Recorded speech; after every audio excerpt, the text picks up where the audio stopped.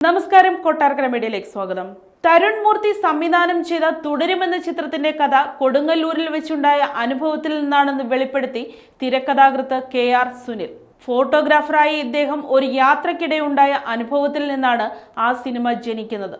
സിനിമയിലെ നായകനായ ഷൺമുഖൻ എന്ന കഥാപാത്രം ഉണ്ടാകുന്നത് കൊടുങ്ങല്ലൂരിൽ വെച്ചാണെന്ന് സുനിൽ പറയുന്നു.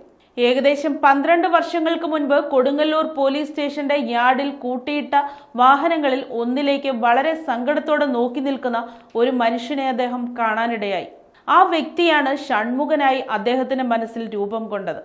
തന്റെ തെറ്റുകൊണ്ടല്ലാതെ തന്റെ എല്ലാമെല്ലാമായ പ്രിയപ്പെട്ട വാഹനം പോലീസ് പിടിച്ചെടുക്കുകയും ആ വാഹനം തിരിച്ചു കിട്ടാൻ നിർവാഹമില്ലാതെ നിസ്സഹായനായി സ്റ്റേഷൻ വളപ്പിൽ നിറകണ്ണുകളോടെ നോക്കുന്ന അയാളുടെ രൂപം കഥാകൃത്തിനെ വല്ലാതെ വേദനിപ്പിച്ചു. പിന്നീട് ആ സംഭവമാണ് ഷൺമുഖൻ എന്ന കഥാപാത്രമായി ഉരുത്തിരിഞ്ഞു വന്നത്. സ്വന്തം വാഹനത്തെ ജീവനോളം സ്നേഹിക്കുന്ന ഒരുപാട് ഡ്രൈവർമാരുടെ ജീവിതാനുഭവങ്ങൾ ഷൺമുഖൻ എന്ന കഥാപാത്രത്തിന് ആഴം കൂട്ടി.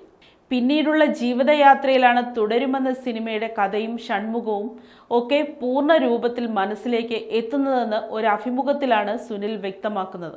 കൊടുങ്ങല്ലൂർ പോലീസ് സ്റ്റേഷനിൽ കണ്ട നിസ്സഹായനായ ആ മനുഷ്യൻ ഈ സിനിമയ്ക്ക് ഒരു പ്രചോദനമായി എന്നത് ഒഴിച്ചു നിർത്തിയാൽ ബാക്കി കഥയെല്ലാം സാങ്കല്പികമാണെന്ന് സുനിൽ പറയുന്നുണ്ട്.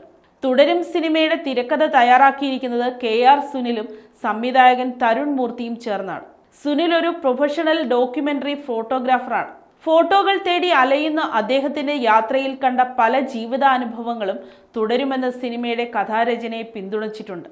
അതേസമയം റിലീസ് ചെയ്ത് ആഴ്ചകൾ പിന്നിട്ടിട്ടും തിയേറ്ററുകളിൽ ഇപ്പോഴും തുടരും ആവേശത്തോടെ പ്രദർശനം തുടരുകയാണ്.